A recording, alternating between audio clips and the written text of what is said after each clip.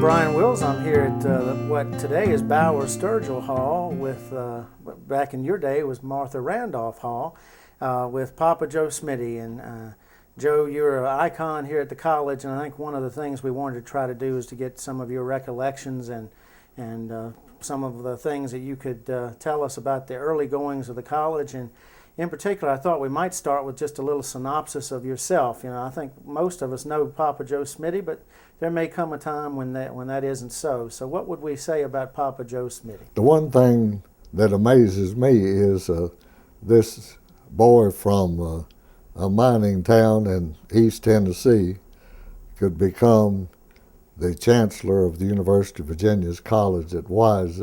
I'm more amazed than anyone else in the world, because I certainly didn't start out to be that. I came from a very interesting family. My father was born in Jellicoe, Tennessee.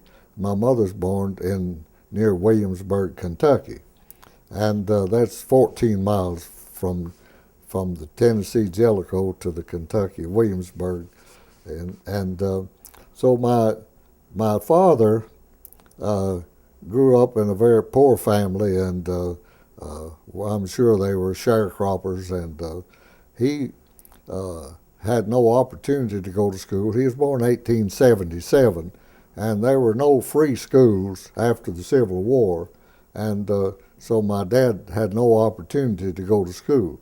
Now, my dad was a very bright fellow. He was brighter than any of we children, and but the missionaries came around from the Congregationalist church up north and taught the poor children in the mountains, and every summer they'd come through and have school, and so my father would go to the school when the missionaries taught, and even he went in the mines when he was 13, pushing the cars out with the little boys, and they paid them a quarter a day, and they put chalk under their eyes so they could find them in the dark, and then they used carbide lamps and no electric lamps then in the mines, and so my father went in the mines when he was 13, and when the missionaries would come, he'd go out dirty, you know, from the coal and to school. And he said the kids all laughed at him for going to school, and he said his own parents said he's wasting his time going to school, but he was a learner. He was a fellow who wanted to learn. And so he bought books on coal mining engineering and went home. You know, we think of continuing education and being homeschooled as something new. Well, we're talking about, he went in when he was 13, so this would have been, 18 and 80. That's when coal really came into the Appalachian region.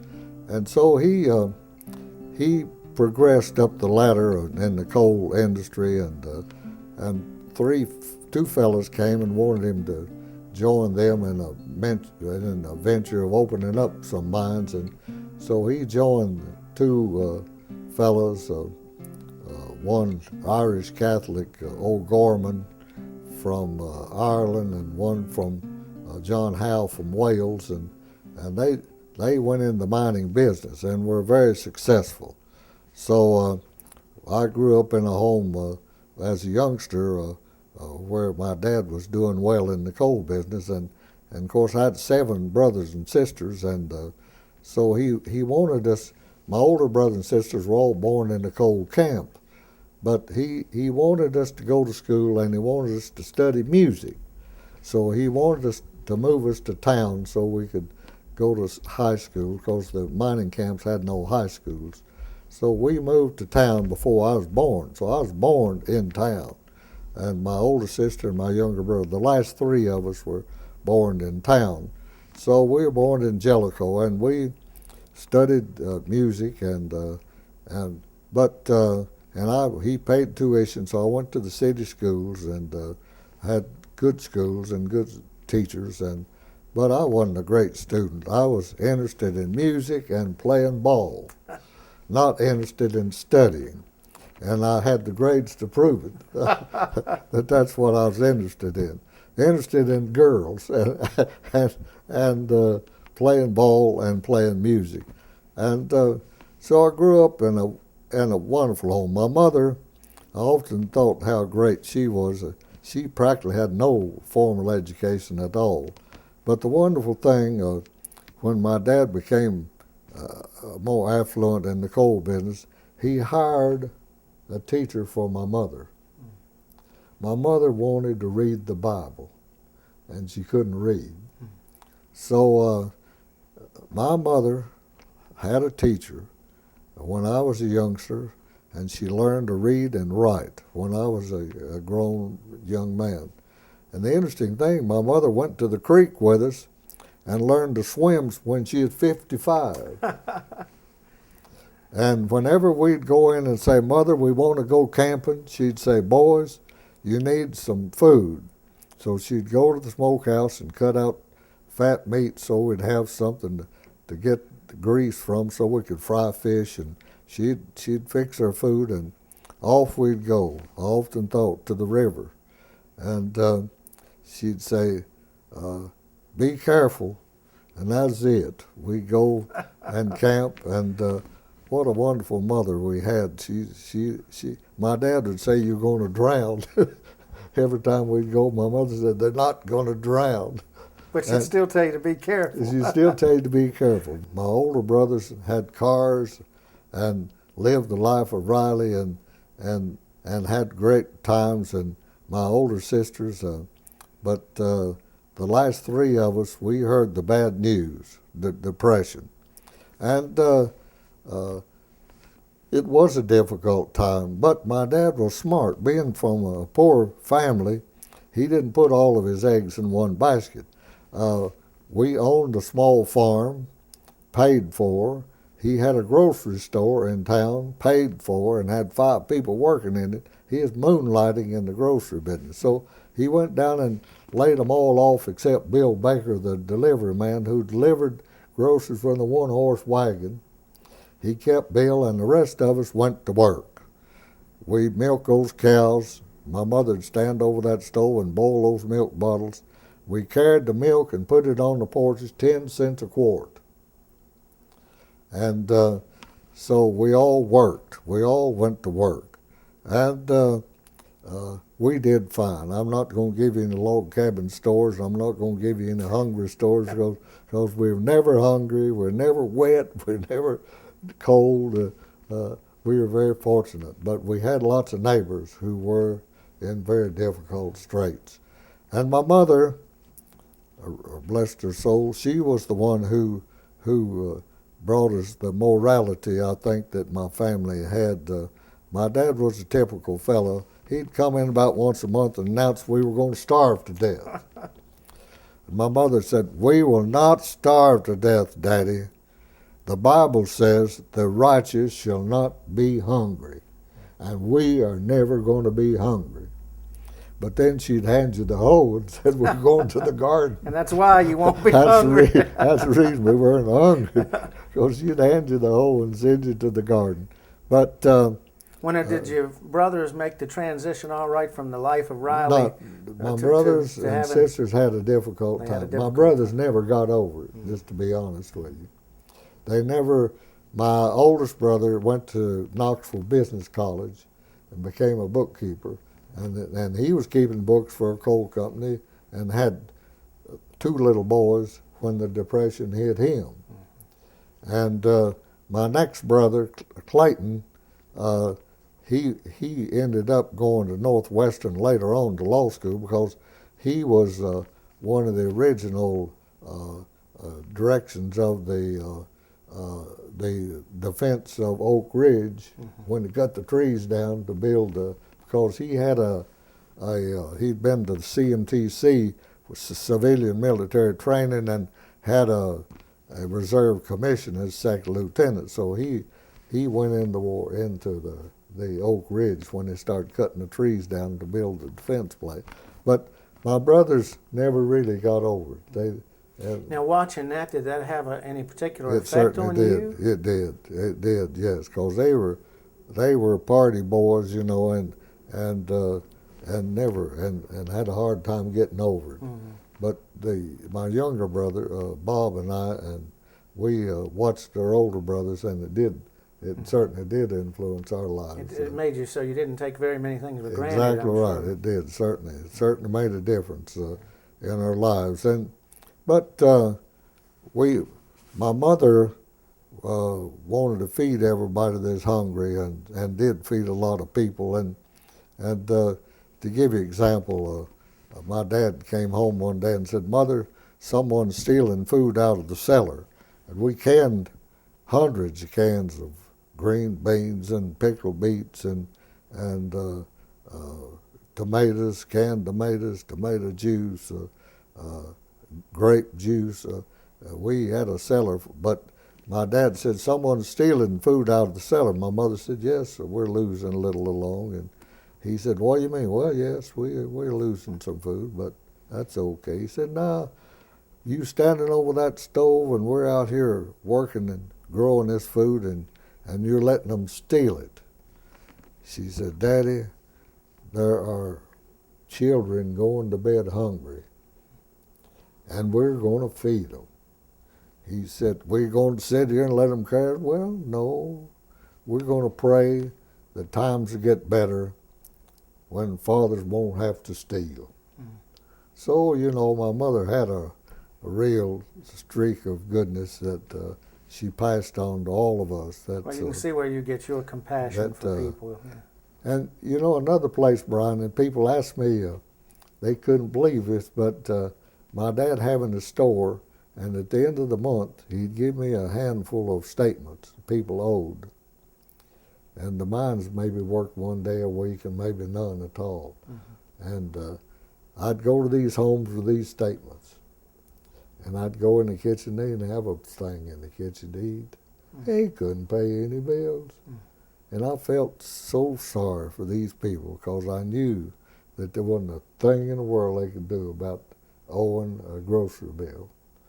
And people have asked me, as a youngster, did you feel compassion? I said, yes. I said, I don't know why. I reckon you ought to.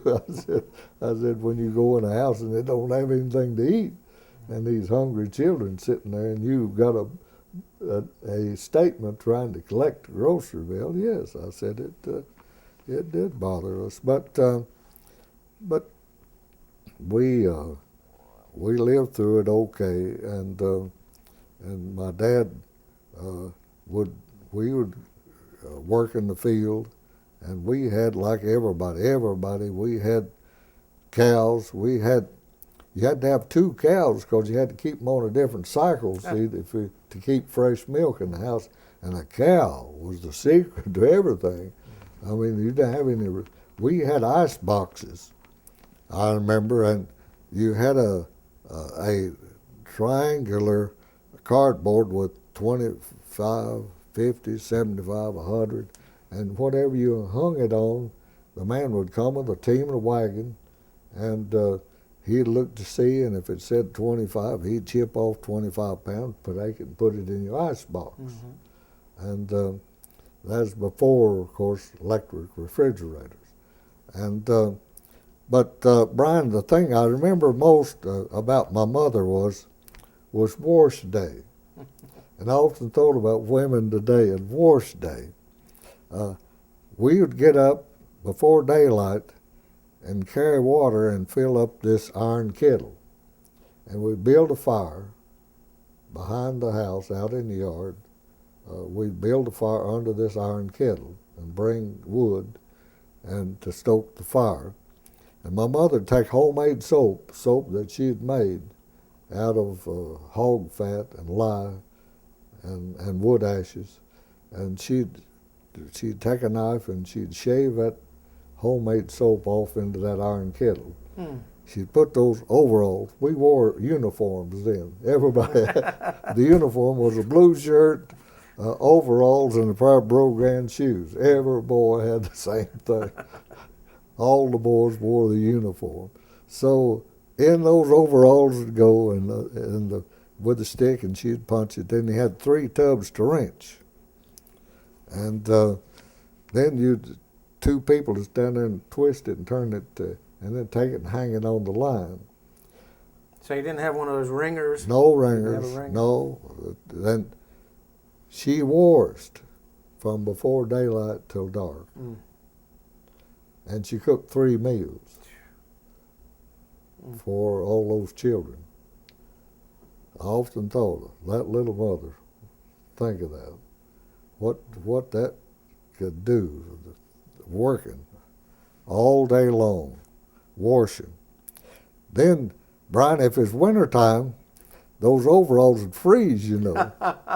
And the funny thing is, we'd carry them and stand them up in the house, just for the fun of it, you know. We'd take, and the only heat we had were grates. Mm. Now, I lived in a big house. Did you have coal and We had heated up coal. through the grates? My mother's father, Lewis Tye, my mother was a T-Y-E Tye. Lewis owned some what we call dog hole coal mines. Mm. His father was a captain in the Union Army. But Lewis, my mother's father, he had some small coal mines, and he had 2 men working for him, and they'd dig a load of coal and put it on the wagon with a team of horses. And he'd take it to town and peddle it like apples. Mm. He'd had a bushel basket. You could buy a bushel of coal. Everyone, of course, used coal. And so Grandpa would come and eat lunch with us sometimes. We'd see him coming, and we'd run, get on the tail of the wagon and ride with him. But the fun thing was when you saw that ice truck, that ice wagon come, and Harvey Ivy was the ice man. And he had a team of horses, and he would chip that ice, and we'd run and get the chips. Oh, that was a wonderful thing in the summer times to get those ice chips. That was a terrible blessing, you know. So we also in the summer now we drive our cows into the woods. We had pigs, we had chickens, we had sometimes horses and mules, and we had cows, and we had guineas, we had turkeys, and so we would in the summertime drive our cows into the woods, and they'd graze in the woods. And we had bells on them, and if they didn't come back, we'd have to go hunt them after dark. But you listen for the bells, you know, and go find the cows. But Bob and I, my younger brother Bob, we both would drive the cows up, and there's a little coal mine there with a pony mine, as we call it, where they pull the cars out with a pony. Mm-hmm.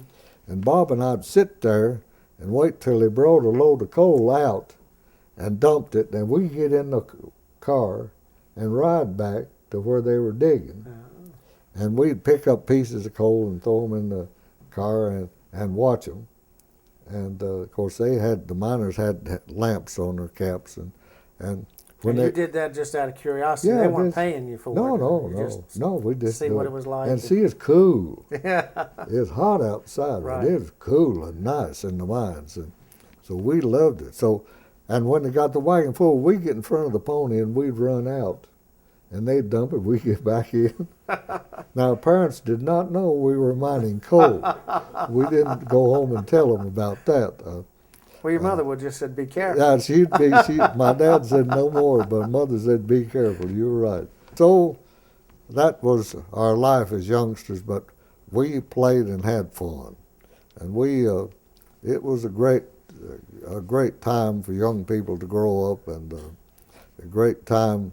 We lived a long way. We had to walk to the city school, but we lived to the country school. The county high school was pretty close to our house, and we could run through the graveyard and go home and for lunch, because they didn't have any lunch rooms, you know, back in those days.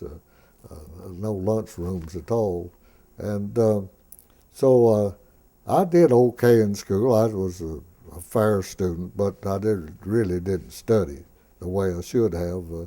But our parents didn't really push us. They didn't really know how to do that probably, and so Bob and I and my sister Margaret, the last three of us, it seemed like that we were only a family of three, Brian, because the older brother and sister were married and gone, you know. Mm-hmm. So as you know, I had nephews and nieces almost as old as we were. So the older ones, in fact, my older sister was a nurse in World War One, and she met her husband, who later was going to be her husband. She came home and told my dad she was engaged to C.S. Martin, and he's Sergeant Martin from Kentucky. And my dad, she said, we lived in the coal camp then. We were sitting on the porch, said he's smoking a pipe. Said he bit the stem off. He picked a chair up and threw it out in the yard. He said, "You're going to marry a damn soldier." She said, "Yes," which she did. And he became one of the greatest members of our family. He became an engineer on the L&N Railroad.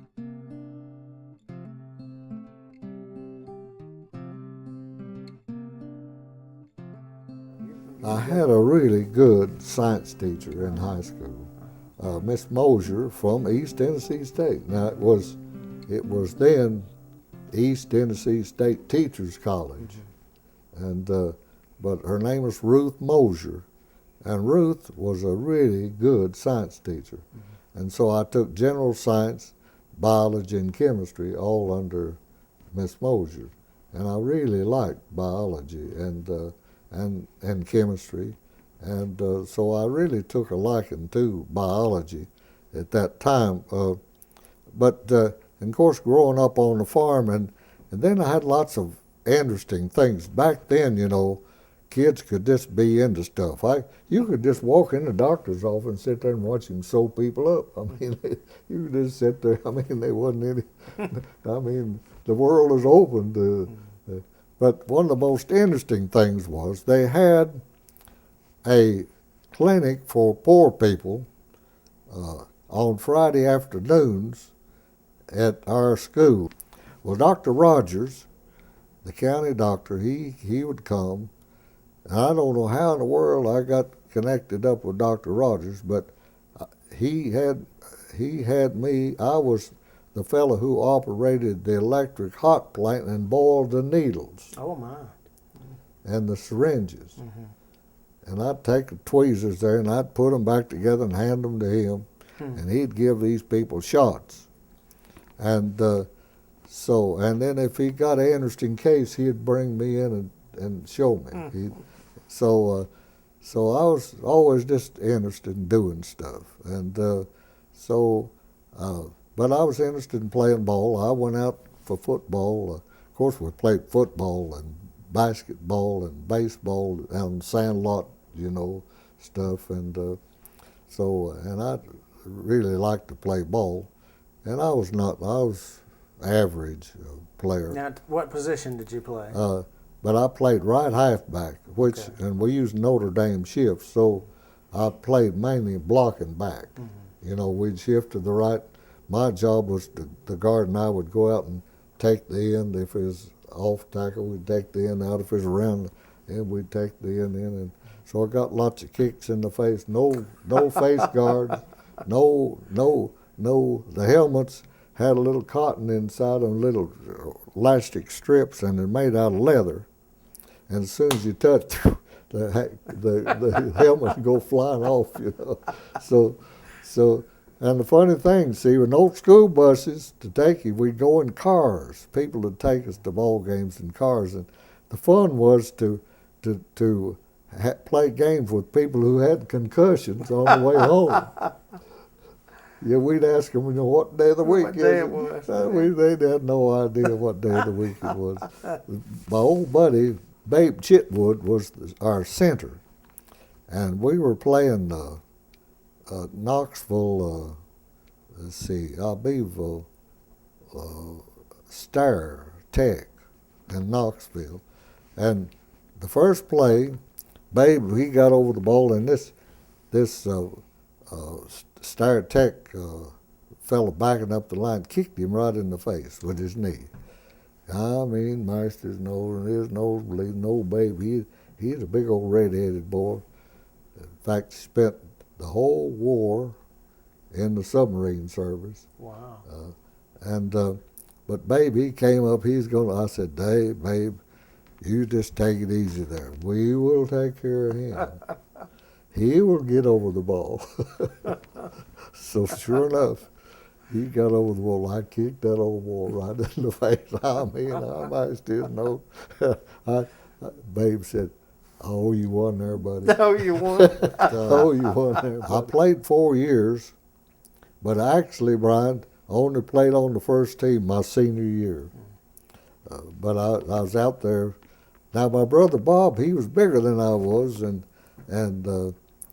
he played guard, and he was a freshman when I was a senior. And I told the coach, I said, that brother of mine's trying to kill me. I said, it don't make a difference who's got the ball. He hits me. He said, yeah, I've been watching him. He said, he's good, isn't he? I said, yeah, he's good. So Brother Bob played on a team after I graduated that was not only undefeated, unscored on. Oh, my. Oh, my. Played all year, undefeated, unscored on. But I was better at basketball. I played the guard in basketball, and I could shoot. We lived close to the high school, and I had a key to the gym. Oh. So I could go in and shoot. And I practiced. If I'd been good, I'd been real good, because I did lots of practicing. But I loved to play ball and enjoyed it. But I had a good 4 years in high school, and I was in the Beta Club, and so I made grades good enough to do things that I should have done. And as it went along, I got more interested in school. And but I'll tell you, Brian, in all fairness, that the times were so bad. Now I graduated from high school in 1939, and still the Depression, and I really didn't have any prospects of going to college. I did not prepare to go to college because I didn't think I was going to college. I was interested. I used to get out the magazines and read about schools like the Cone Electric School up in Illinois somewhere, and I read about military schools, but I really didn't have the money. Didn't know that I could do any of that. Now, if you picked up a book or a magazine, what would be your preference? What would you like the most? What did you read the most? The interesting thing was I was interested in, I never wanted to go to medical school, but I was always interested in anatomy and medicine, and also I loved to read about animals and loved to see pictures, and was mainly interested in wildlife, and enjoyed the mountains.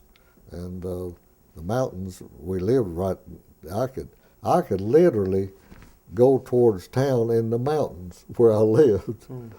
So we really lived in the mountains. And in fact, Brian, one time I was walking by I spent a lot of time in the woods by myself. I love to go to the woods by myself and just walk and see stuff. So I was walking through and came upon a still.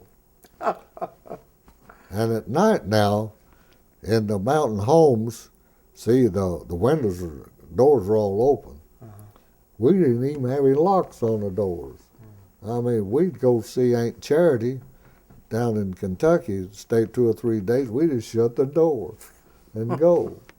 And but at night you could hear what we call thumping kegs, where they're making whiskey, and the kegs would thump, sound like somebody beating a drum. Thump, thump, thump. You could hear thumping kegs making whiskey at night. And so I came upon a whiskey still. I walked up on one, and I thought it was interesting. The fellow didn't act, I didn't know him, and don't know who he was. And he said, "Son, what are you doing?" I said, "I'm just walking in the woods." He said, "Did you ever see a still?" I said, "No." He said, "Come over here and let me show you what we're doing." So he showed me how they were building a fire and had the little creek branch stream of water coming out of the mountains, And he said, "You ever taste any still beer?" I said, "No, never tried that." He said, "Well, come over here and let's see what you think about that." He shooed the flies off this, took a tin cup and he dipped it in there and said, "What do you think about that?" I tasted. I said, "I don't like it." He said, "Hell, I don't like it either." He said, "I don't like it either." So, but you know, the interesting thing, he didn't say, "Don't tell anybody." You know, I just said goodbye and off I went. So, but the wonderful thing about it was when I was 18 and a senior in high school, I was working in the store, and my high school principal the year before had been Mr. Logan Garrett, who was from Rose Hill, Lee County, Virginia. I never heard of Virginia. Heard of Virginia, but I'd never been to Virginia. And I didn't know anything about Rose Hill. And so I remember Mr. Garrett, he liked my dad. And he had a master's degree in math from Columbia. And he was from a learned family in Lee County and a very good person, and a very good principal. But he'd been politicked out, and they'd taken him over to La Follette, and they put another fella in, Dave Harkness, a Scotchman, into our high school as principal. So, but Mr. Garrett came back. He'd come back on Saturdays and sit in the store with my dad. Now, my dad was a real good mathematician, so he and Mr. Garrett would work problems, and for the fun of it. And he liked to come and sit with my dad. And so I was working in the store. It was in April of my senior year in high school, and I wasn't planning to go to college. And so Mr. Garrett called me over there and said, "Joe, where are you going to college?" I said, "Oh, Mr. Garrett, I can't go to college. I don't have any money to go to college. I've got to get out here and find me a job." He said, "Next Saturday at 8 o'clock, I'm going to be up at your house and we'll go visit a college." During the Depression, his time, his gas, his money. There, next Saturday, he was right there. He took me to LMU, Lincoln Memorial University, and he had graduated undergraduate at LMU. And so he took me in the dean's office. Now back then, and back when I went to college, Saturday was just another work day. I mean, we had classes. I had a class at 8:40 on Saturday morning. Oh. So we had classes on Saturday just like any other day. Well, the dean, I don't know if he'd called and had an appointment, you know, he didn't say. But the dean was sitting there, and he was a math teacher, I remember. Now, Mr. Garrett had taught me algebra in high school. So he introduced me to the dean, and he said, "This boy ought to go to college." Now, no transcripts, no test scores, and most of all, no money. All he had was a poor boy. So the dean, I remember he looked up at me and he said, "Son, you want to go to college?" I said, "Yes, sir, I'd like to try." He said, "Will you come to the college and work all summer on the farm for 20 cents an hour to pay your tuition?" I said, "Yes, sir." He said, "Son, as soon as you get out of high school, put your overalls in a paper bag, hitchhike on over here, and we'll put you to work." That was my admission.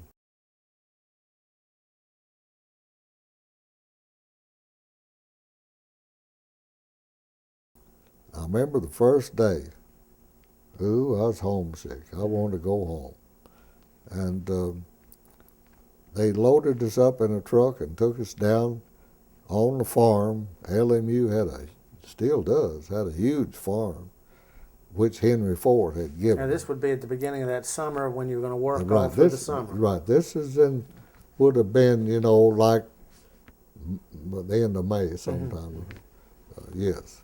So I was there, and they took us in the truck down, and they gave us crowbars, and sent us out into the pasture fields, and we would prize up limestone rocks out of the pasture field and put it in the back of the truck.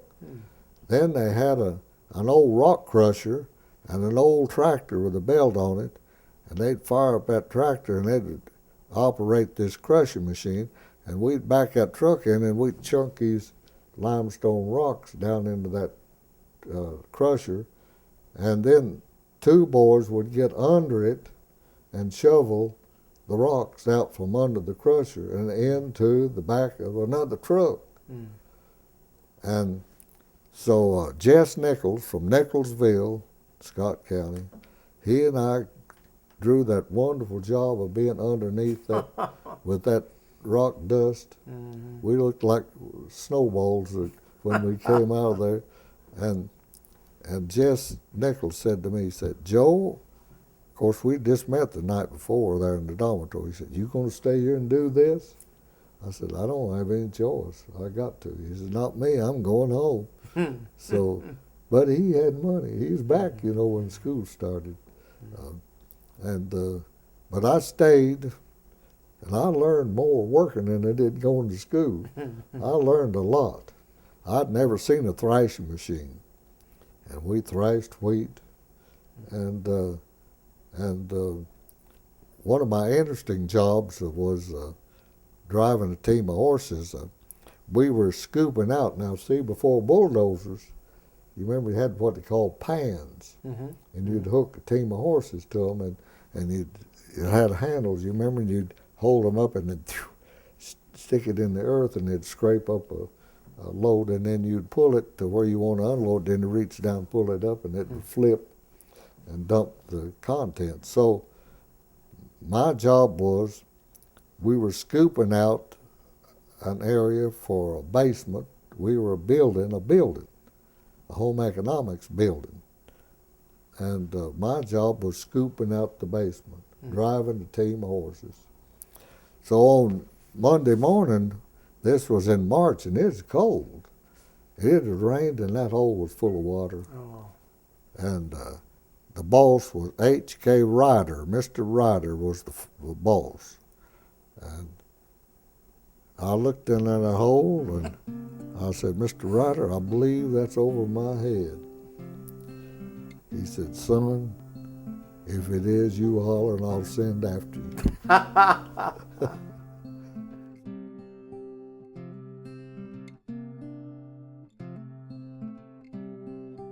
When school started, I remember when all those kids came. See, I'd been there. See, that school started then about the last of September. And so I remember when all those kids came, we all went down in the rec room. They had a jukebox down there, and the kids could dance. And so I remember all these pretty girls coming in,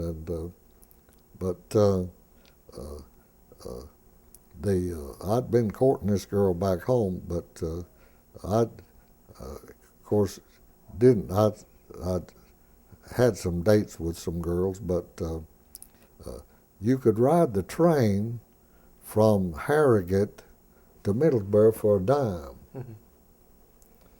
to go to town, you know, to Middlesboro.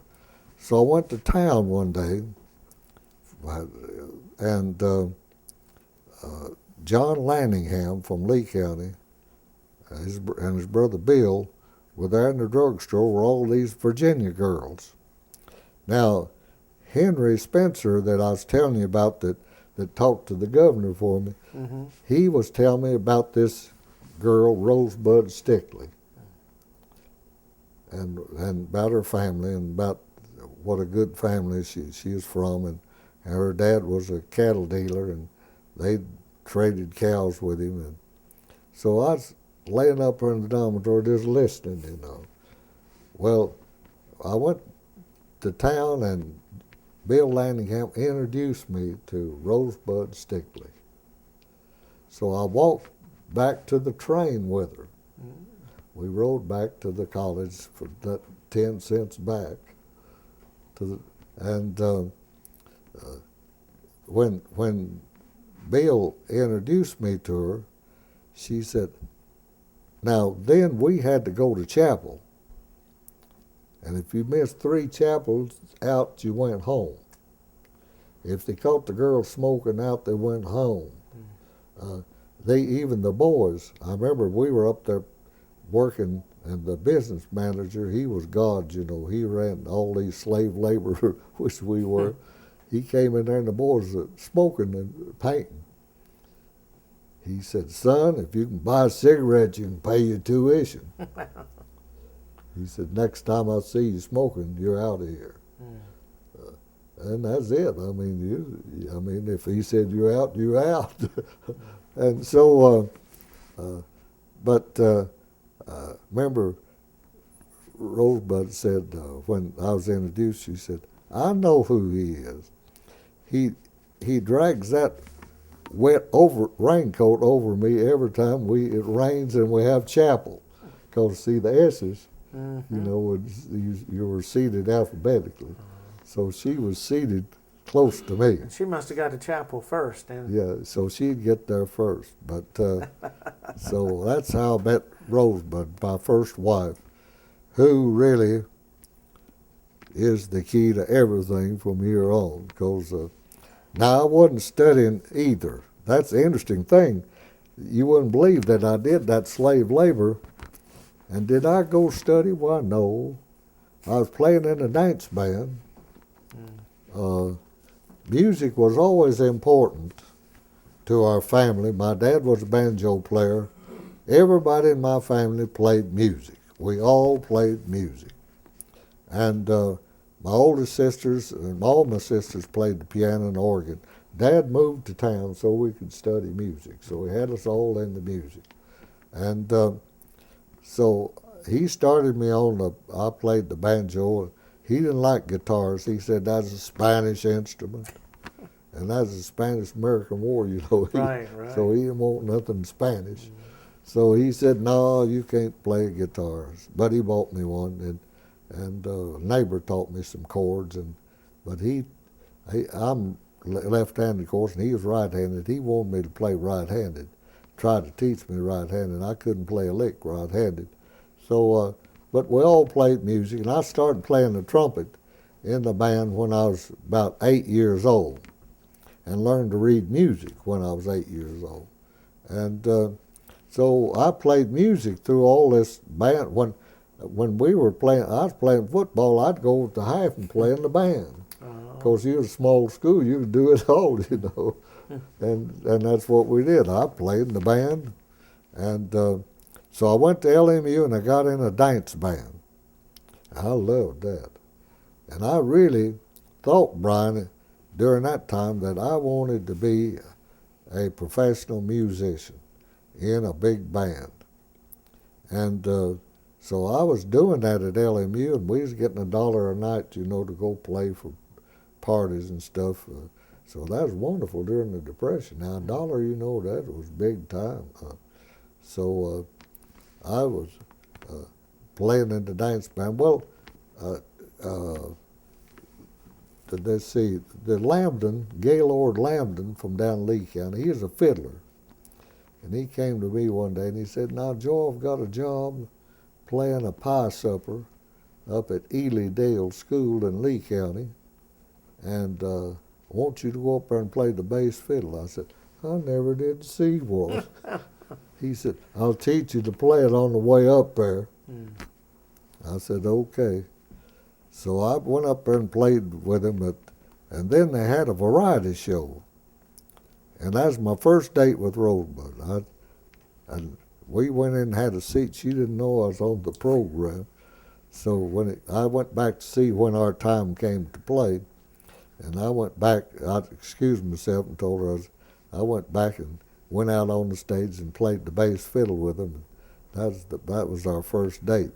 But music was always... Did you watch her reaction when she saw you come out there? She said she couldn't believe it. But music was very important to me, and I really wanted to be a big-time musician. And I'll tell you what changed my mind.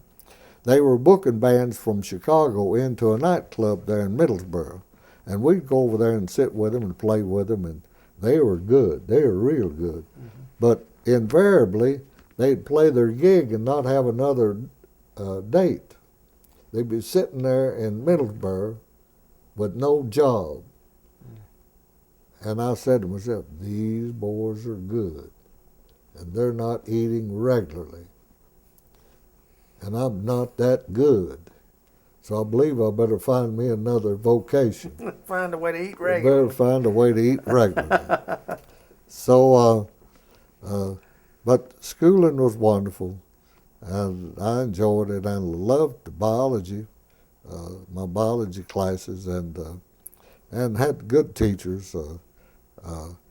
I majored in biology and minored in chemistry and minored in English literature. And I was talking to Pippin the other day on the phone. He's talking to me about the early language in England, and we was talking about the Angles, the Saxons, and the Jutes, and the Normans. And I said, yeah, I said, we studied that. In fact, I said, do you want to hear the prologue to the Canterbury Tales? One that Aprila with the sure result of the drought of March had perished to the. He said, where'd you learn that? I said, we all had to memorize it. We had to, when I was in school, we had to memorize stuff, you know. They made you memorize. So, but I liked history. Now, I think biologists like history. I think that, and I love the history of biology. In fact, I taught that course here at the college, and I love to teach, because, you know, if you're in a good biology course, you have to learn history. You know, it's very important to know where this knowledge came from, who brought it, and so I enjoyed that. And so Rosebud and I, we courted for 2 years, and then they came up with a 1-year draft. The country song entitled "I'll Be Back in a Year, Little Darling." Everybody was singing that country song. And they meant it. And they meant it. The Army didn't mean it, did The Army, yeah, it turned out they didn't mean it. But I signed up for the draft as a student there at LMU. When you're 21, you had to sign up.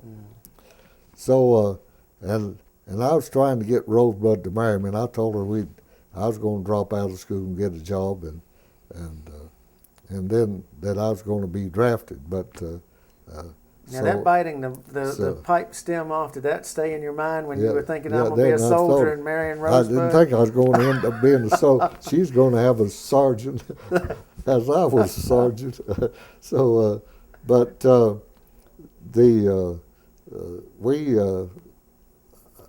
I finally talked her in. Now, back in those days, you all wouldn't realize this, but nearly all professional people at one time had taught school. Doctors and lawyers, they would go to school, and then they'd teach school along until they got through. Then they'd go to professional school, and but most of the professional people had been teachers. So, and poor people, the only job you had was a teacher. So, all the poor people, we were all in educational teaching programs. Now, Rosebud and I both ended up being in a 2-year teacher program. To become teachers, you had to have 2 years of college. And so Rosebud was in it, and I was in it, and everybody we knew nearly was in it, the 2-year teaching program. We both decided that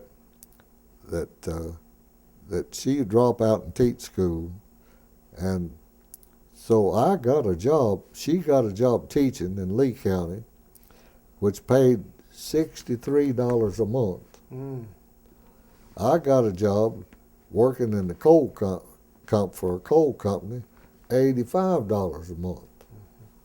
So we both dropped out of school, and we both had 2 years and 2 summers of school.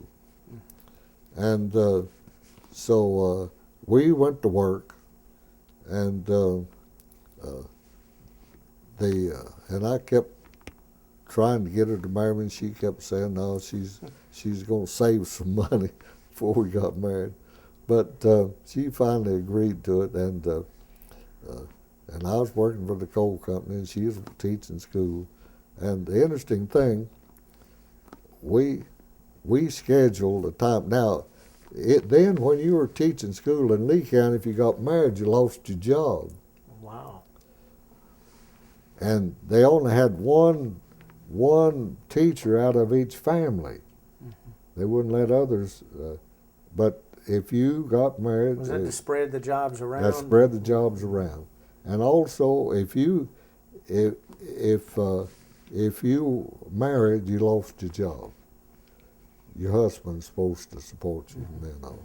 So we was gonna get married on the sly so she wouldn't lose her job, and so we scheduled to get married, to go to Georgia and get married on the sly so she wouldn't lose her job on the week before Pearl Harbor. On December the 7th, I'd been to the movies with my friend, and we were sitting in his car listening to the radio, and the bad news came over about, I guess, 5 o'clock in the afternoon, Sunday afternoon, when we heard it. Well, I knew what that meant, because I was already signed up, you know, for the 1 year little darling. And so sure enough, 6 months later, I was gone. Pearl Harbor, when I heard that, I knew we were in trouble. And so I worked on, that was, of course, December 7, 1941. And so on about the 19th of June, I reported for the Army at our county seat, and I left Rosebud Teaching School, and I went off to war and went to first to Fort Oglethorpe, Georgia, and from there we went to Camp Lee, and there I took basic training at Camp Lee.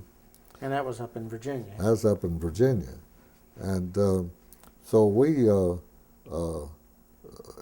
were assigned to different schools, and of course I'll tell you this now, that 2 years of college was a great blessing, because not many, I didn't try to get any commission, I didn't try to get anything, I just went, you know, because I didn't know anything about that, you know. I didn't know you could do any of that stuff, you know. So I just went, trekked off, and didn't ask for anything, and I went to Camp Lee and did the basic training, and then they sent me to music school.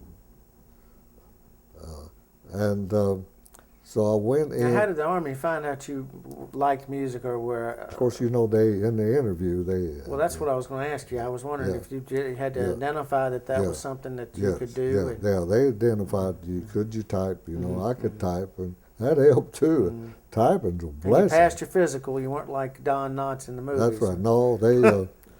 We was hoping we didn't pass, but of course, being an East Tennessee volunteer state, you know, that's the thing we're supposed to do. And I will say this, that all during the war, I never ever thought I should be anywhere else. I was supposed to be in the Army.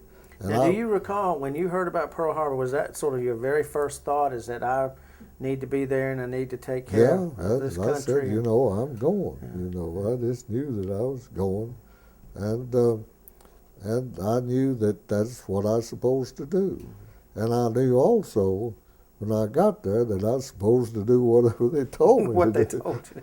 Whether I liked it or not. And I learned that in lots of ways. in basic training, and They sort of reinforce that, that don't sort they? of reinforced that. Exactly right. But I made it okay, and so I went to music school. Now they taught us. First thing, they wanted all the band members to be buglers. So they went through the bugle school. You had to learn the calls, you know. You had a call for everything. You had a call for sick, and you had a call for payday, and you called for the mess hall, and you learned all these calls. And so then I went in the band at Camp Lee, and that's a wonderful assignment. It was just great because we had fun really, and all we did was practice music. And if it's too cold, we used to put the trumpets out on the fire escape, and if the valves would freeze, we'd say we couldn't play, too cold to play. So we couldn't get up, you know, they'd put us out in the field to play. So that was wonderful. And but while I was there, my son Joe was born in the Army at Camp Lee, and Rosebud came and stayed some at Petersburg, and lived in Colonial Heights outside of Petersburg, and and that was good. She could come and hear us play and see the passing reviews and things that we did, and it was a good learning experience for all of us. And then she came home and had our son Joe. Then she and the baby came back to Petersburg, but she decided that we were going to starve to death on this Army pay. And I guess at that time I was a corporal playing in the Army and in the band, and I was assistant director. A sergeant was the director, and so we were doing okay. But she decided she's going to come back and teach school.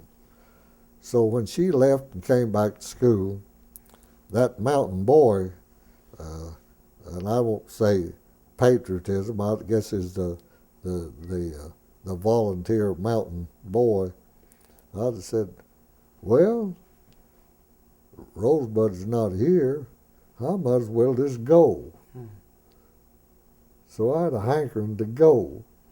Where is it going you say on? Go, you're talking about going overseas, going to I'm talking about the Pacific Theater. Right, I'm talking about going overseas. Now, I didn't want to go to the Pacific. I wanted to go to Paris. Oh, you want to go to Paris? Oh, I wanted to go to Europe. But I found out I didn't have that choice. So I went in and volunteered to go overseas. I told the band director I wanted to go. He said, boy, you're crazy. So I went to the commanding officer. He said, son, do you know what a Section 8 is? I said, yes, that's a nut board in the Army. I said, yeah, I know what that is. He said, that's where you're headed. He said, why do you want to go overseas? I said, well, and I told him the truth. I said, I came from down in the mountains. And if I go back home and tell them I've been up here playing in the band, when the war's over, they'll run me out of town. He said, okay, son. So then things happening that I didn't really want. First place, I had to go back and take advanced basic training. That wasn't good. I had to go through the infiltration courses, you know, where they're shooting over your head and landmines going up and covering you with the earth. And so I went through it, and I got my orders, mess kit in hand. I got on that troop train in Petersburg, and I went all the way to San Francisco. I stayed 6 weeks in California and in training, got back on the train, came all the way across back to upstate New York, Camp Shanks. Then down, we got orders to go to Brooklyn Navy Yard December the 19th, and this would be 1943.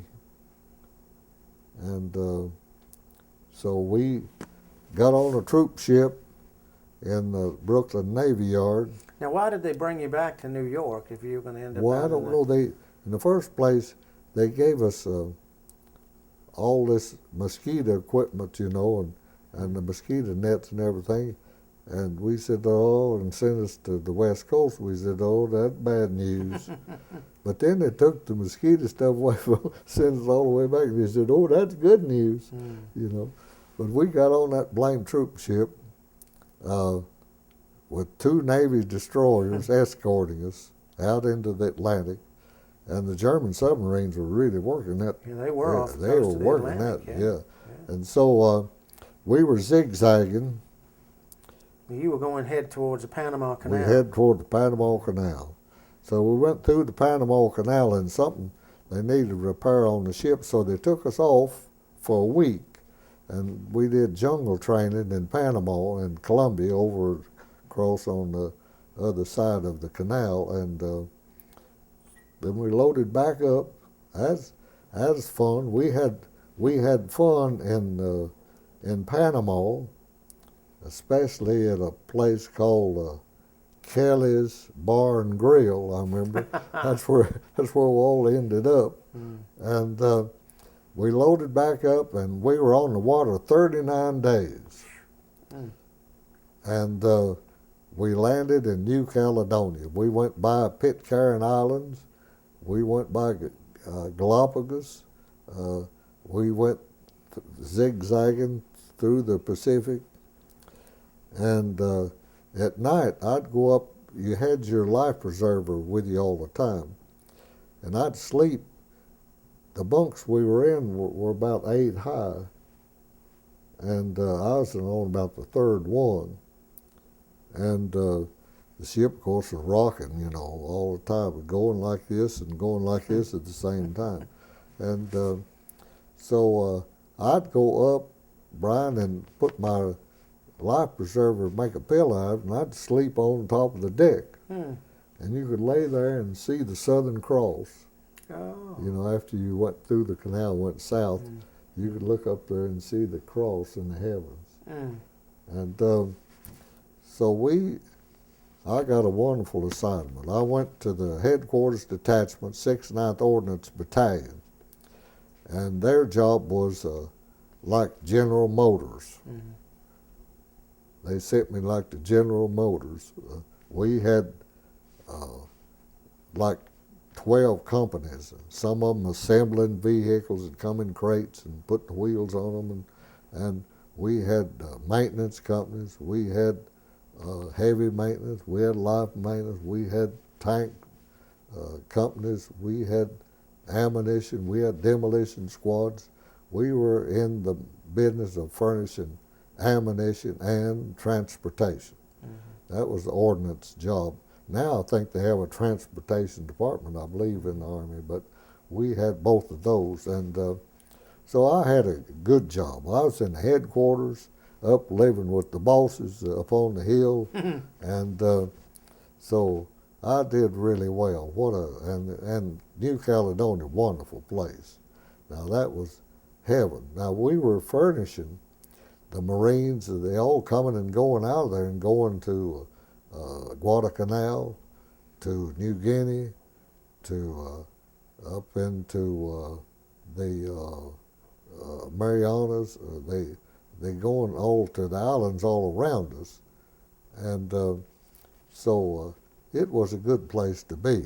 And I stayed there 18 months, and we were ordered to the Philippines, and the war was bad. That was not good, and that was not heaven.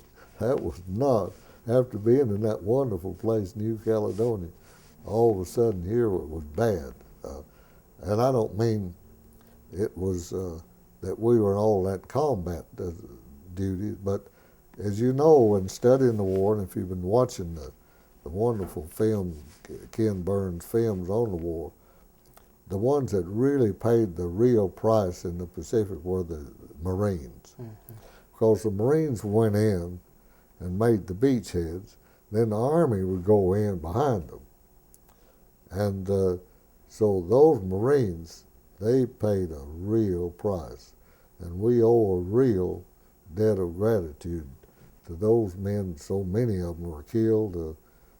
6,000 in Ewell, 8,000 in Okinawa, and in Saipan, they killed 30,000 Japanese soldiers, and we lost about 10,000, not 10,000, 3,000, I believe, we lost there.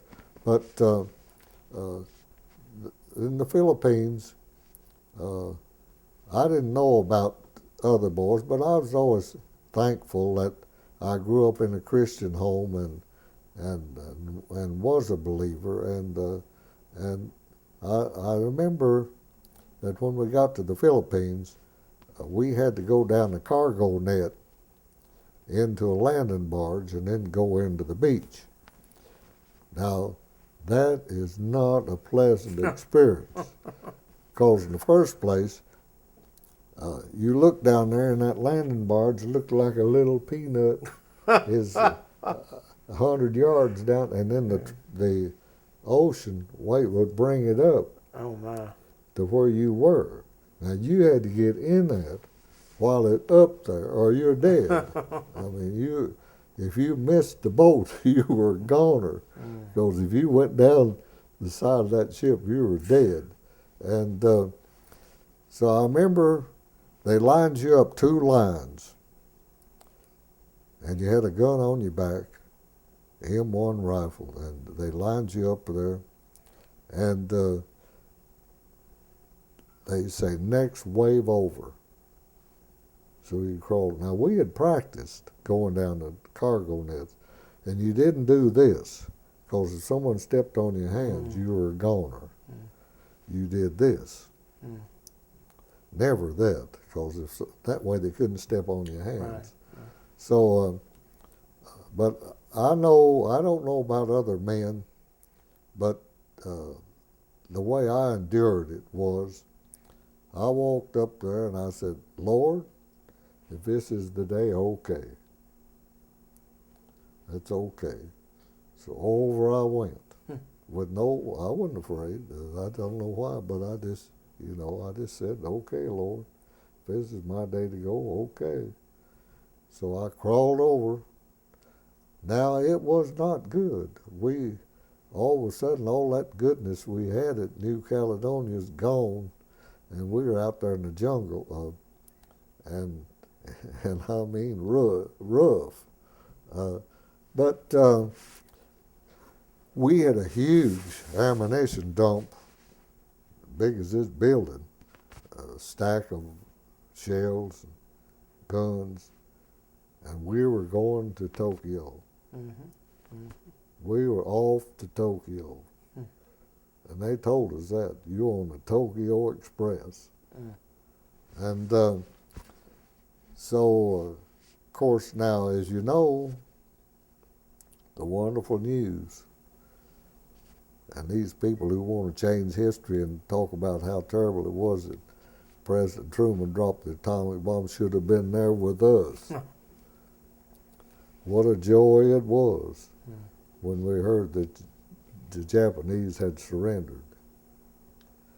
And the interesting thing, my brother Bob, who's 2 years younger than I, he was in the infantry, and he had fought through the Battle of the Bulge and up through France and into Germany, and he was in Czechoslovakia when the war ended in Europe. And I thought old Bob was in Paris living it up. Well, he wasn't. They put him on a boat, brought him home, and gave him a 10-day furlough. He is sitting out there in a troop ship in the bay at Manila, getting ready for the invasion of Japan.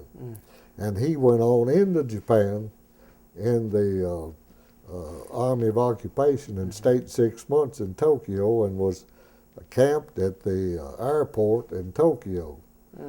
And so Bob saw it all in Europe and went to Tokyo, and I didn't see anything except coconut trees. So I missed all of that. But the good news is that on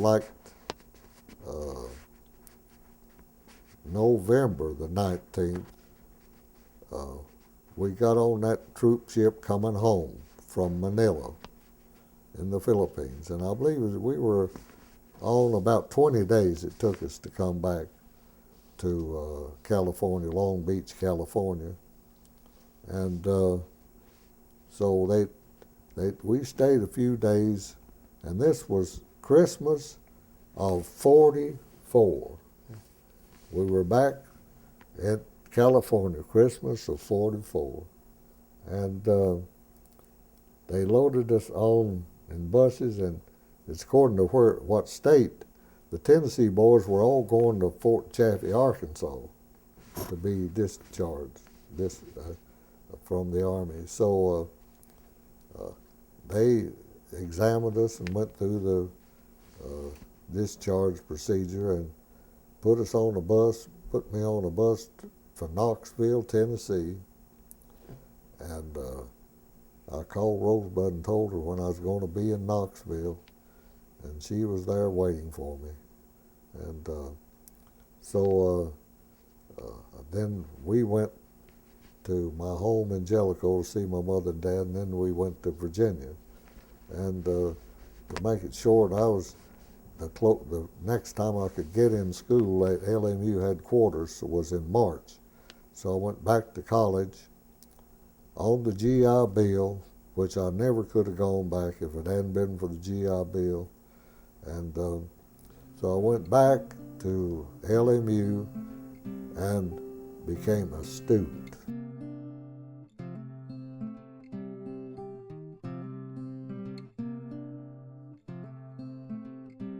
I was there, my job was to learn.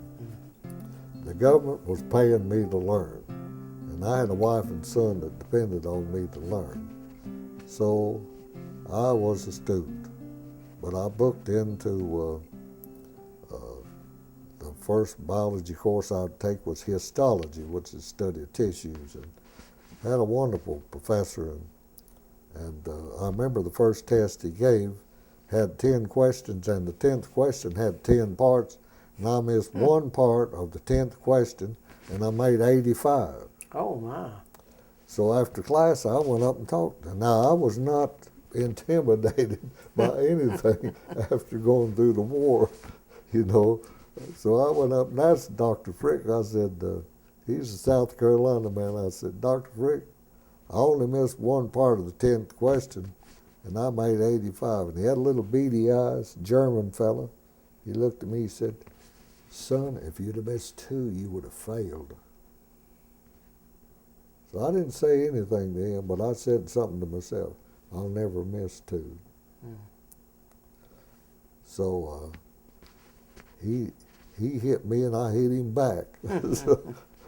So that's how I made it. And I did wonderfully well and in school and enjoyed it and graduated and got a job teaching Dick Davidson and a lot of good people in Jonesville High School. And my pay was $100 a month, Brian, for 9 months. $900 a year was my salary. That's when I started moonlighting teaching music at night so we'd have some money at home. Rosebud was teaching. She was making, I believe, like $73 a month or something like that, teaching elementary school.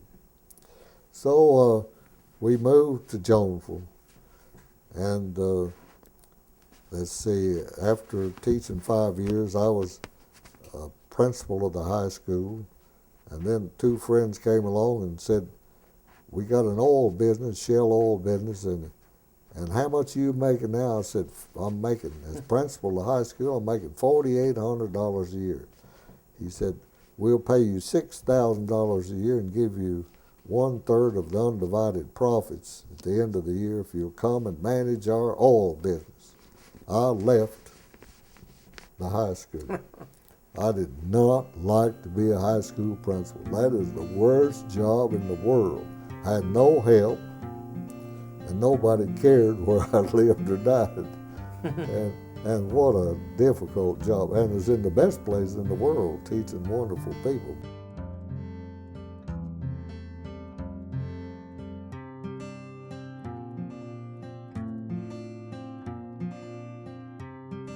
did claim to be a founder. I'm not. I wasn't in the beginning. It wasn't in the beginning. Joe, Joe wasn't in the beginning. I was the beginning teacher when the college opened, but all the activities that went on before that, I was not part of. But had you heard about the school and yes, you knew about what they were planning to do? I'd heard from Sam. See, Sam. So Sam really was your first sort of. Sam was he was the man, and because I wasn't in Wise, so I didn't have. Right. I lived in Big Stone then. We moved from Jonesville to Big Stone. Sam was here doing what you've done. He was over at Grundy organizing the class, and he came here in the snow. The snow was in the wintertime, and he came to the inn because everybody loved to come to the inn because the food was wonderful. And the chef there, Harry Tracy, he was from Vermont, and he was good. He was real good. The food was wonderful. So Sam was staying here, and he's having dinner at the inn, and Lois Tracy, who was the innkeeper's, the chef's wife, and she is an artist, and Mary Thompson, who was Bill Thompson's grandmother, she is a school teacher. They were having dinner with Sam. So they asked Sam, would the University of Virginia open a 2-year branch in Wise?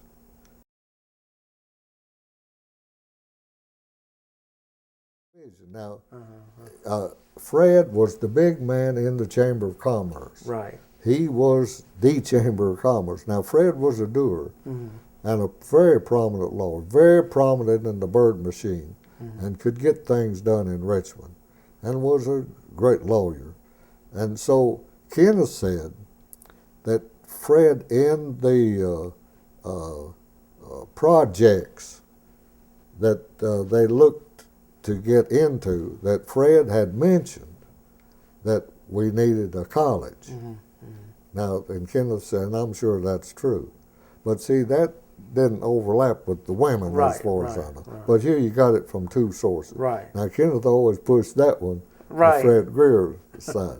And I pushed the other one because I wasn't there, but I believe that the women had more influence on Well, they're what the happened. ones who really got Sam's ear. That's right. right. That was what was key. And they got Sam to organize another meeting that brought other people Right. in, and Fred Greer, Right. and Kenneth, Right. and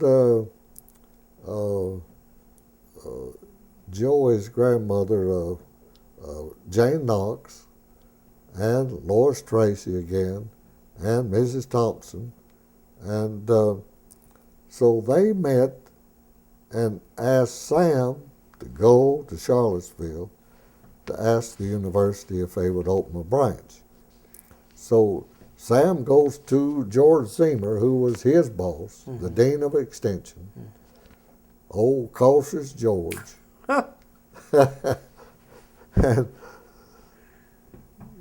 Sam said, you know, the people out there want a branch of university.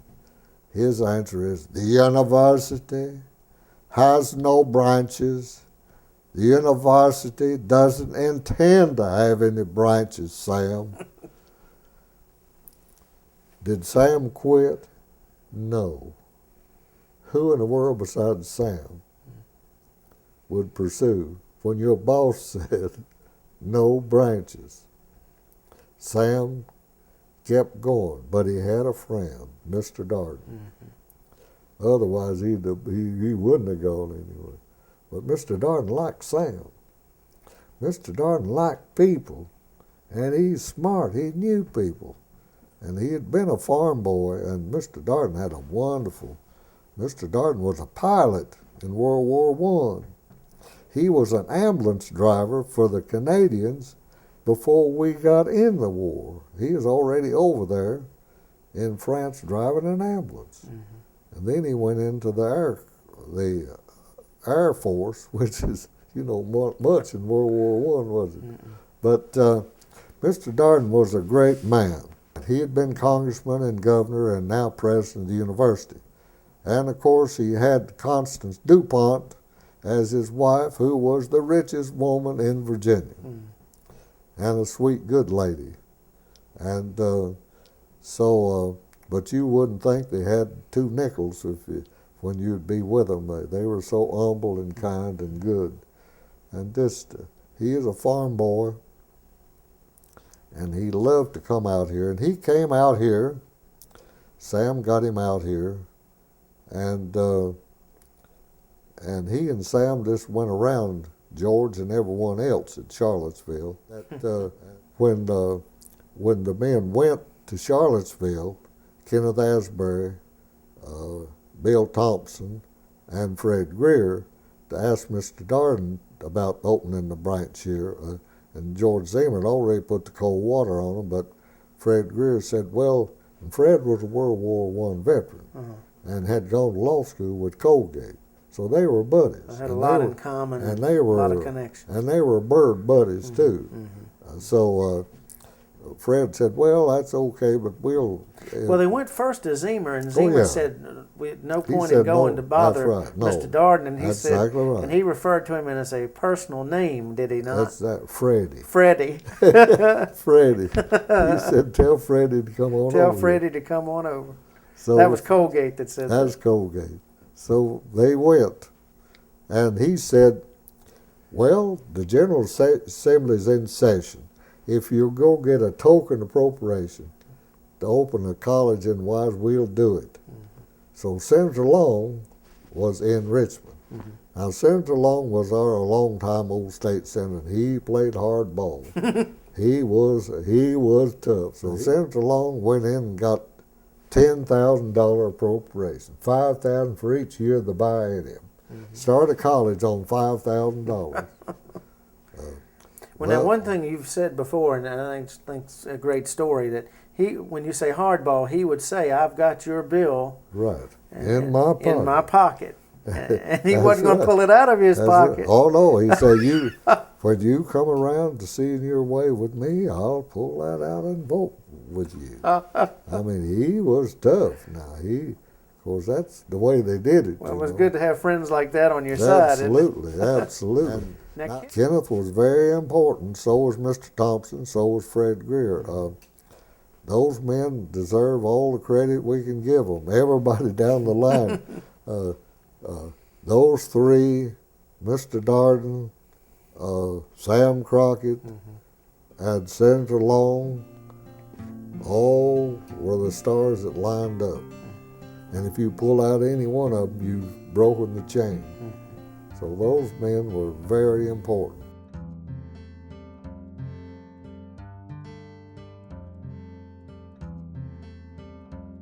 Sam Crockett knew me, and we had set up night courses for our teachers to get service courses, and the University of Virginia Extension was teaching courses for our teachers, and I'd helped Sam set up classes and took one myself in audiovisual aids with Sam. And so Sam, he came and said, "Joe, we're starting a college up at Wise.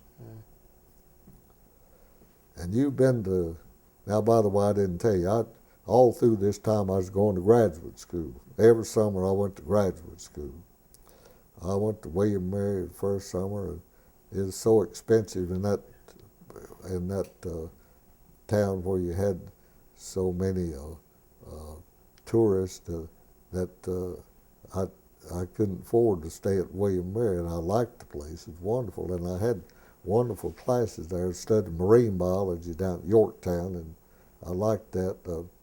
But I could go to Nashville to Peabody for half the money that it cost me to go to William Mary. And then a lot of people don't realize it, but when you're poor people, you didn't have the luxury of all this sitting down and figuring out what kind of rating do they have academically.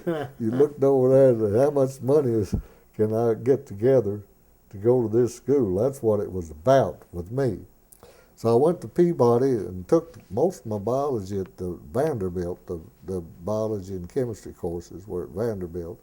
but it's a wonderful place to study, and so I got my master's degree there, and then I went to the University of Tennessee and started in my PhD program, and I was doing fine, but then I got in oil business.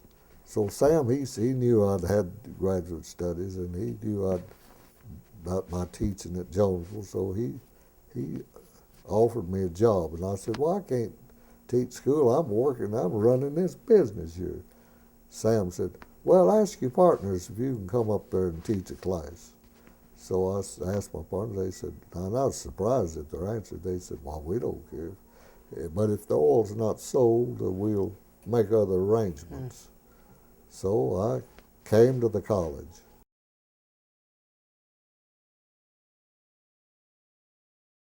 And a lot of people don't realize how involved the university were, and maybe not in all disciplines, but the chairman of the biology department at Charlottesville was Dr. Ladley Houston.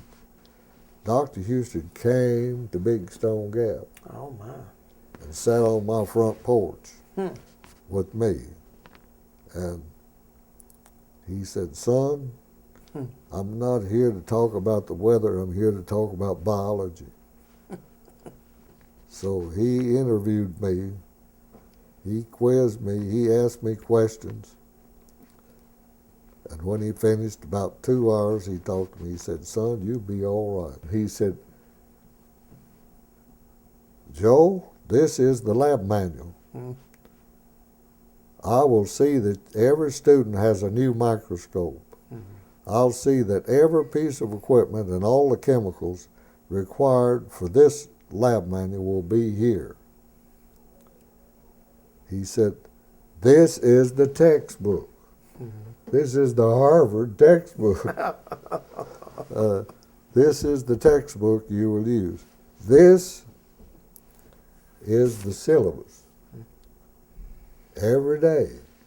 And did that bother you that you weren't going to be the one to determine? No, I was new at it, and so you were just glad to have the direction. I was glad to have the direction. It was a wonderful, unbelievable beginning. Well, let's get back to the beginning. When you're here for the very first time, this is a working farm, and there are two stone structures, but one of them's really not available, not for use by the college. So everything starts in Crockett Hall. What becomes Crockett Hall? Right. Now, that's one mistake some of our people talk about, that we had two buildings. We didn't have two buildings. We had Crockett Hall, and that's it. And and that was the one that the local Board of Supervisors had put $16,000 worth of renovation in it. And but one building. And now you got one big grant, did you not, for lab equipment? We did, and we got lab equipment now for chemistry from the Slimp Foundation. Slimp Foundation, right. Yeah, but not for biology, but for the Slimp Foundation. And so we had lots of people helping, and some of the coal people pitched in and helped a lot. Now, was the university responsible for purchasing these things, or did the college have to come out of a budget? Because, of course, the great story of the college is that at the beginning it had virtually nothing. Both. Now the town had spent $16,000 renovating Crockett Hall. Right. And the business people in the community had furnished the desk and the equipment. And so, it was a joint business, community, state, university. And Dr. Campbell was teaching, he'd gotten his doctor's degree at Duke, and he was teaching education courses for Sam in the extension. So they brought Dr. Campbell and his wife here as the first dean, acting dean.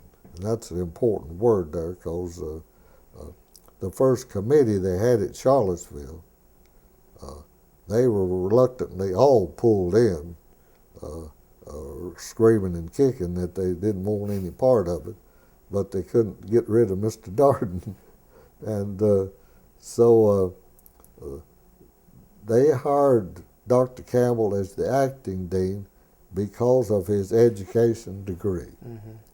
They said no one was going to direct the program with an education degree. And Dr. Campbell's good. He's a good man, and his wife, they worked so hard. And that first faculty, what a blessing it was to get those people together. When you had Theo Gibson, the math teacher, he was certainly a Renaissance man. He was a wonderful musician. He could do everything. He taught meteorology to the pilots in World War II. He is a Colgate University graduate, and he had taught at Long Island University, and he came here from Roanoke College. Lester Wilson, whose dad was a Baptist preacher, he came from Chapel Hill to University of Richmond, and from the University of Richmond to Clinch Valley. And Dr. Anna Irene Miller came from Goucher. She had retired and came here to teach. She was a wonderful teacher, and so we had. I was the only science teacher. Biology is the only science we offered the first year. I had 36 students. And in that class, we had Roy Wells, Clayton Willis.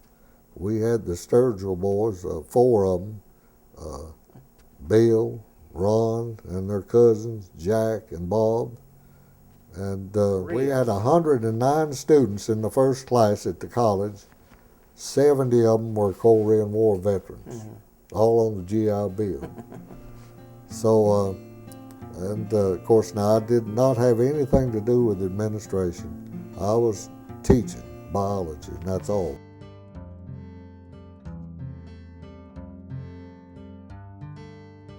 Another compliment, 2 compliments I guess I got when my son Joe was here one year as a student from the high school. He had been admitted to Charlottesville, but he said, well, Dad, I'm just going to come to school 1 year with you, and then I'll go to Charlottesville, which he did.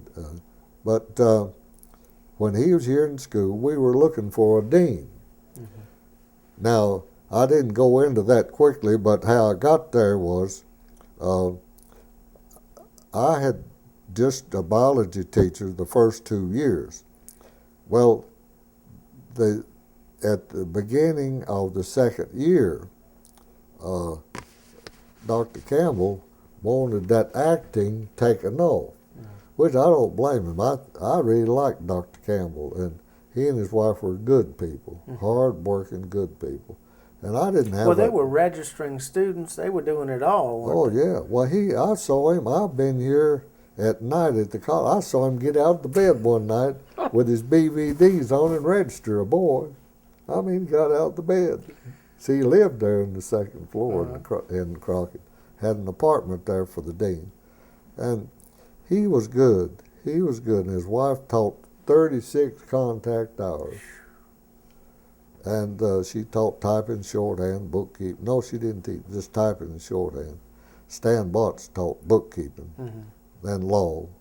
And John Litton taught engineering. Of course, they're still alive, John and Stan. But Brian, at the beginning of the second year, they told Dr. Campbell that we're really not going to make you the permanent dean. Well, and Mr. Darden gave him 3 choices.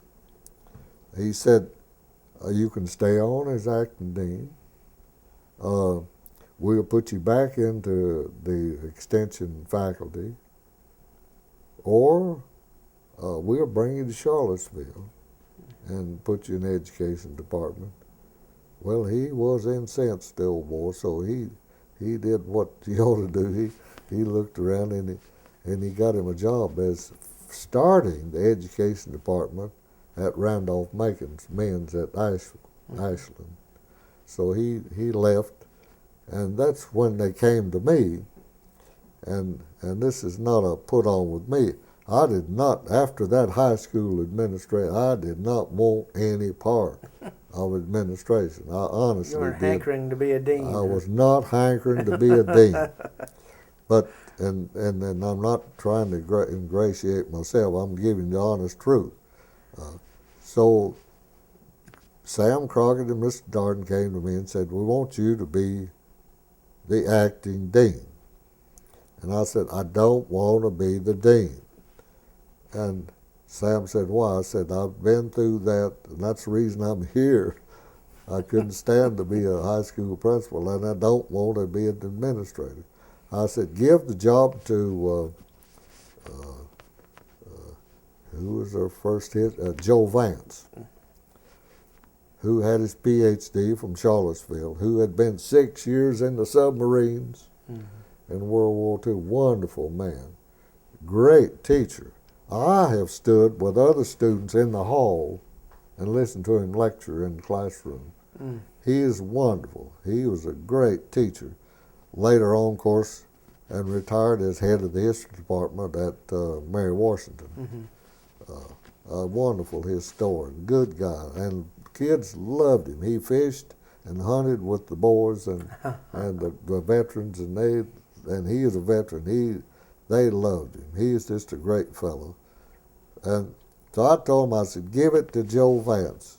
They said, "We've already asked him," and he said no. He's going to the Library of Congress at the end of this year, which he did. Went to the library, and then he went to Mary Washington. Right. But so Sam Crockett, you'd have to know Sam. The word no didn't mean a thing to Sam Crockett. He just meant, well, I've tried that, now we need to try something else. Sam was a great fellow. He was a real innovator, and Mr. Darden liked him. They got on good, and the university hated him, and especially the administrators at Charlottesville, because he'd go around them and go to Mr. Darden. You know how they liked that. Oh, of course, all of them had been in the war, and they'd all been officers, and they hated that going around. That was a no-no. Wasn't going up the chain of command, was And it? that Vincent Shea, who was the chief guard, the head of the finance department at the university, he hated Sam, and he tried everywhere in the world. The first time I went to Charlottesville to a board meeting, I'd been here 20 years, I guess, before I ever went to Charlottesville to a board meeting. And when I went up there, I don't remember which president invited me. I guess it's Shannon. He didn't want us at all. Now, Hereford sort of warmed up to us a little. And now there's all gentlemen now, Virginia gentlemen, all civil, all nice and good. But the first time I went to a board meeting, Vincent Shea, who was the business manager of the university, saw me sitting there in the waiting room waiting my turn to go. They gave me 15 minutes. And he said, "What are you doing up here, Joe?" I said, the university board invited me." He said, "Well, why in the hell did they do that?" I said, "I don't know, but I'm here." And but that's the kind of good reception we got from them. And so I really did not want to be the dean. But Sam Crockett, Sam uses this technique. He said, "Now, Joe, you would take it till we find somebody."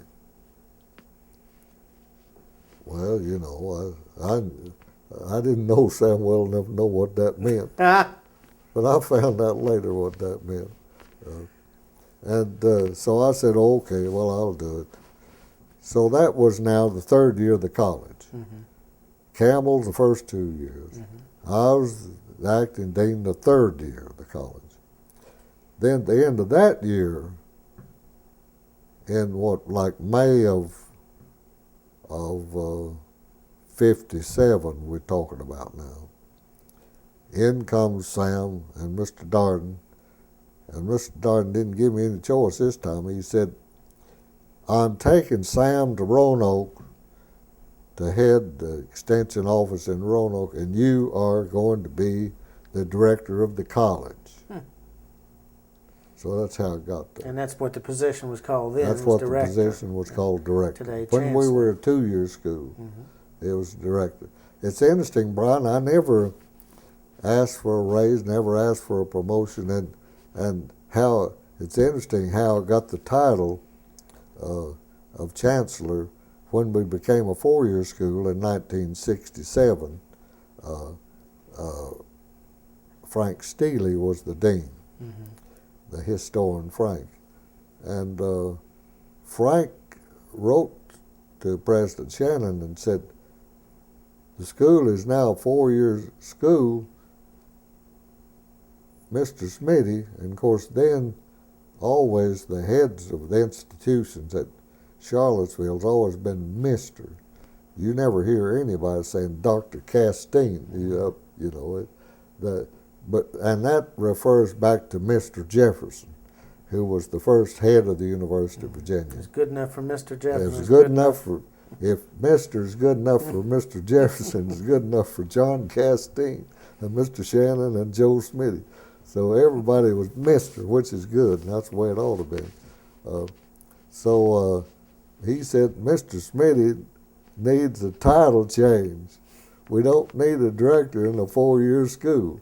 So they then changed the title to chancellor. They couldn't pick president because you answered to the president Exactly of the university right. and the board. So That's exactly right. And then, but while we're at that, Brian, when they named Smitty Hall, I'd already retired, and but Dean Lowe, rest his soul, he said we should name this building for Mr. Smitty, and that's how they named the building.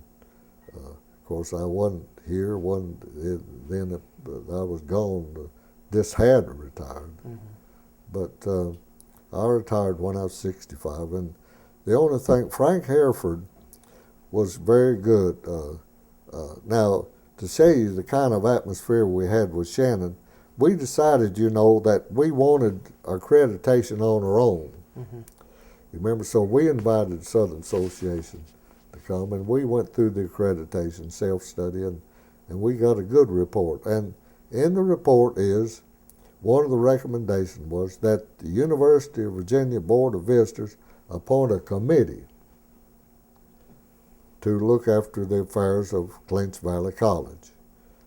Well, I sent that recommendation, I sent the report to Shannon when Shannon was president. I got a letter a week later, and it's here somewhere. This is what he said. When you are ready to separate, we will be glad to assist you.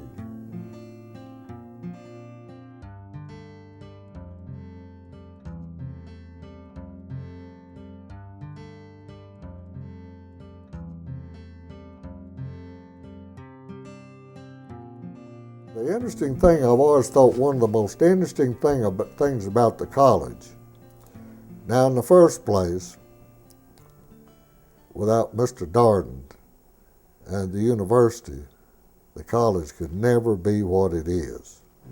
The University of Virginia, that academic freedom was a brand new ingredient in the mountains. Here was an institution that no one could shut up.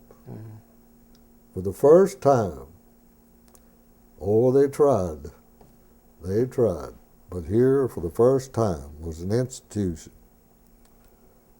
that, as you know, one of the Cole people came to me and said, Joe, I will raise myself and give you $7 million if you shut that damn Helen Lewis up and put those students back in the classroom where they belong. I will give you and raise $7 million. And I said, we sure could use the money. But I said, we can't do that. We can't do that. He said, why can't you do that? I said, I can't tell people what to think or what to say. He said, don't they work for you? See, using the coal mentality. I said, no. He said, who do they work for? I said, they work for you. They really did get him. Then I thought it was interesting. When I told him they didn't work, he made a remark about my administration. I didn't think anyone was in charge.